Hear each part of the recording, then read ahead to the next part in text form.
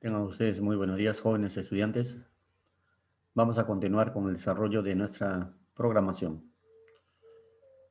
Hoy nos toca literatura, por tanto vamos a desarrollar una generación denominada literariamente la generación perdida. En primer lugar, ¿qué significa? ¿Por qué lo denominan generación perdida? ¿No? En primer lugar, esta generación surge más o menos durante la Primera Guerra Mundial. En este contexto, ¿no? Perdida se refiere al espíritu desorientado, errante, sin dirección de muchos de los supervivientes de la guerra en el periodo inicial de la posguerra. El término también se utiliza en particular para referirse a un grupo de escritores estadounidenses expatriados que vivieron en París durante el decenio de 1920, ¿no? Eh, y posteriormente fue esta generación, o este nombre fue popularizado por Ernest Hemingway, un escritor norteamericano, ¿no? Entonces, podemos decir en el sentido general, se considera que la generación perdida está compuesta por individuos nacidos entre 1883 y 1900, ¿no? Esa es generación perdida, ¿ya? Para aquellas personas, aquellos intelectuales que estuvieron jóvenes entonces, que estaban desorientados frente a esta situación agobiante en el mundo. La generación perdida en los Estados Unidos. Es una agrupación de escritores norteamericanos que renovaron la narrativa durante el periodo de entreguerras, que mediante un lenguaje rudo describen la situación local y política del país. Contexto histórico y cultural. Los efectos de la primera posguerra se ven en la juventud norteamericana, una juventud que fue obligada a participar en una guerra injusta. Es decir, los jóvenes no saben qué hacer, qué camino a seguir, y producto de ello se verán diversas manifestaciones que reflejan este conflicto. La desorientación social se refleja en la literatura, es decir, les obliga a los escritores a plasmar todos sus conflictos, ¿no? En la escritura y los hechos más importantes. Así, renovaron la narrativa norteamericana durante el periodo de entreguerras. ¿Qué características tuvo? Viven en una época de contrastes económicos y sociales, problemas económicos y sociales. Conocen de cerca los horrores de la guerra, ¿no? Porque ellos son testigos, fieles testigos, y algunos de ellos incluso participan en este conflicto. Reflejan el clima de pesimismo y desconcierto. Estaban desconcertados, sin rumbo, sin camino, ¿dónde, no?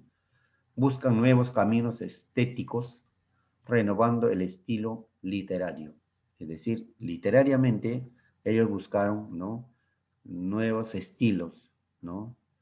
Dando un rumbo nuevo a la literatura. Y los exponentes de esta generación son, por ejemplo, Francis Scott, A este lado del paraíso; Ernest Hemingway, El viejo del mar; John Dos Pasos, Manhattan; William Faulkner, El sonido y la furia; y John Steinbeck, no sé cómo se pronuncia, pues es un poco rudo para el inglés, de Ratones y hombres. Son los exponentes de la generación perdida norteamericana. Ahora vamos a conocer un poco a este famoso escritor, ¿no?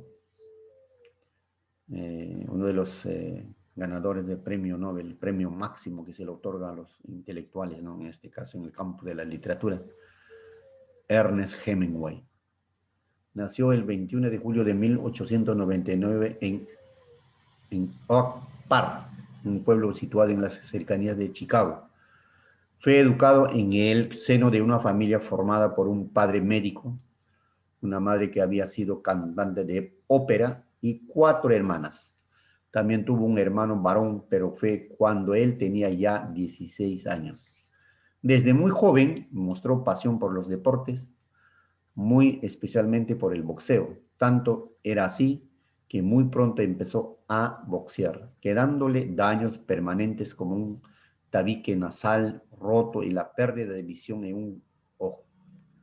Como curiosidad, Robert Cohn, uno de los personajes de Fiesta, en una de sus obras también de él, también es boxeador y también le rompen el tabique nasal.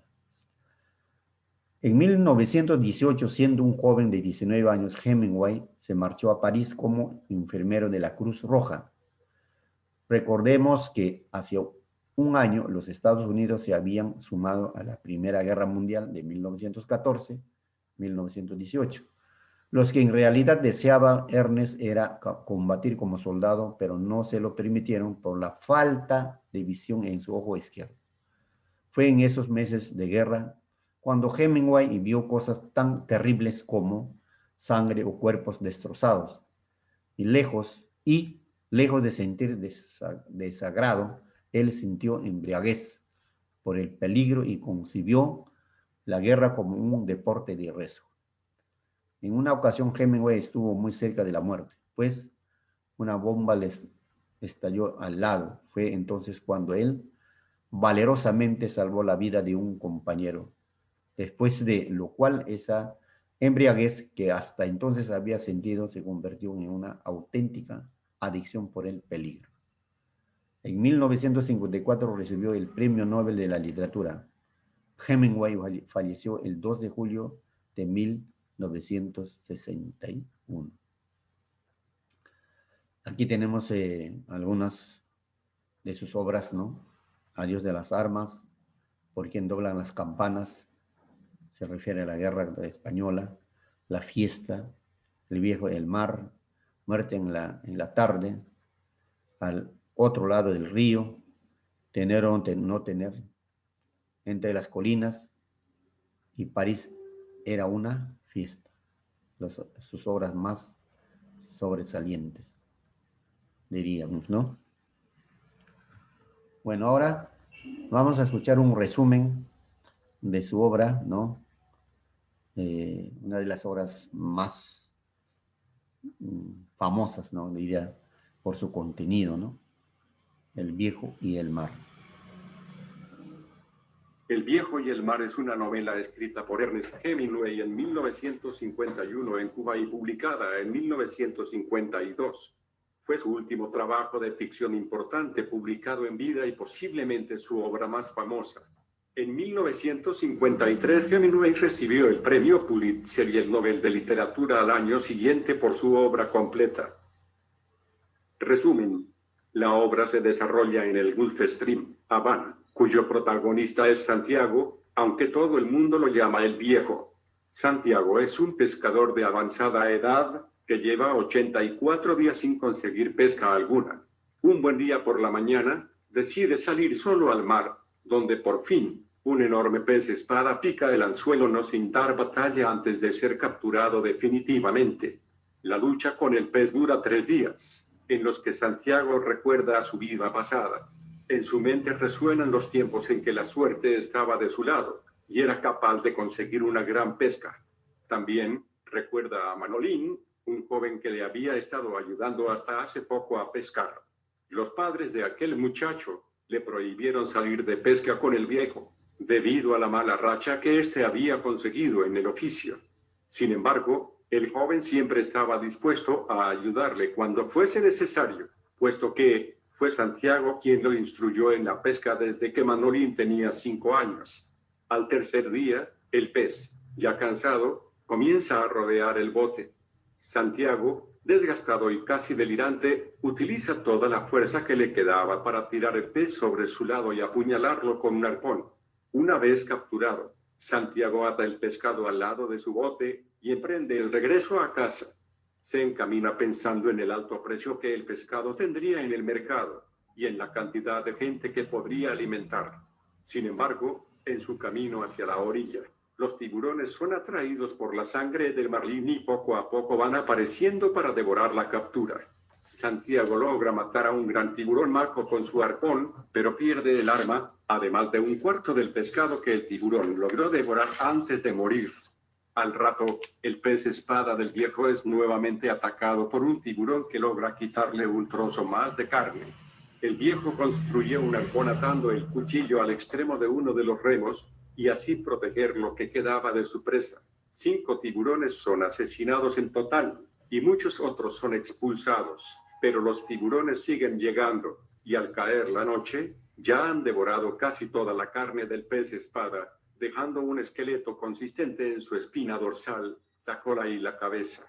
Santiago, derrotado, convencido ahora de su mala suerte, increpa a los tiburones por la forma en que han matado sus sueños. Al llegar a puerto, deja en la orilla su bote con los restos del pescado. Agotado, hambriento y herido, se dirige inmediatamente a su pequeña cabaña a descansar, mientras carga en sus hombros el pesado mástil de su bote. Al día siguiente, varios pescadores y turistas quedan asombrados al ver las colosales dimensiones del pez espada, a pesar de que haya llegado solo en espinas. Entristecido por el estado físico del viejo, Manolín le promete a Santiago volver a pescar con él, sin importar lo que digan sus padres. Bueno, hemos escuchado el resumen de esta obra del viejo del mar, ¿no? En donde el autor nos hace ver la perseverancia, a pesar de la edad que tiene este personaje principal, Santiago. Está dentro del género, ¿no? Narrativo, ¿no? Es una novela y pertenece pues a la literatura contemporánea estadounidense, ¿no? Y hemos escuchado que las acciones de esta obra pues se desarrollan en las costas del mar Caribe y en las zonas denominadas pues, ¿no? Gula, dentro de un ambiente de astucia, de aventura en el mar, ¿no? Y los personajes, tenemos el protagonista, el viejo, ¿no? Llamado Santiago. Era un flaco, con profundas arrugas, pero era una persona muy perseverante, a pesar de su perseverante, responsable y fuerte, a pesar de esa edad, ¿no? Luego tenemos que en algunas de esas salidas que tenía al mar, pues tenía el muchacho, ¿no? Llamado Manolín. Desde los 5 años había salido a pescar con el viejo. Se preocupaba por lo que necesitaba el viejo, ¿no? Que tenía mucha consideración. Es decir, sentía un cariño inmenso por el viejo. Pero la mala racha que tuvo don Santiago, pues sus padres de Manolín le prohíben acompañar. Es justamente ahí que le sucede, ¿no? Este episodio. Luego tenemos otro personaje, Perico, un pescador que se preocupa por el viejo. El mar personificado, trata del mar caribeño, ¿no? Atractivo por el pez espada, por sus aguas, ¿no? Otro personaje, Martín, el dueño de la terraza, una cantina en donde se reunían los pescadores después de la faena. Y esos son los personajes sobresalientes. Como hemos escuchado y hemos palpado, ¿no? La idea de esta obra es que la lucha del hombre contra la adversidad de la naturaleza, ¿no? El valor que tiene la unión de la experiencia, ¿no? La perseverancia y la juventud para someterla, ¿no? Eso es lo que nos muestra esta obra. ¿Qué podemos rescatar de esta obra? Muchas enseñanzas, ¿no?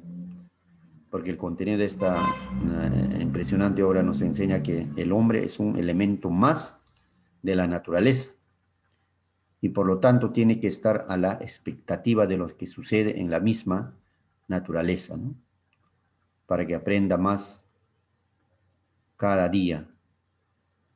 Y cuando el protagonista podemos imitar pues la perseverancia, la fuerza, la responsabilidad para llegar a lograr nuestros objetivos, ¿no? O para lograr nuestros objetivos. Digno ejemplo, ¿no? Bueno, ¿qué más podemos decir de esta obra? Es una novela que es el fiel reflejo de la vida cotidiana de los pescadores, ¿no? Sus alegrías, sus tristezas, el peligro que tienen que capear para poder sobrevivir, ¿no? Otro que podemos rescatar es, a pesar de tener una edad avanzada, el viejo no se rinde ante la adversidad de la naturaleza, ¿no? Dejando de este modo un ejemplo digno de imitar, ¿no es cierto?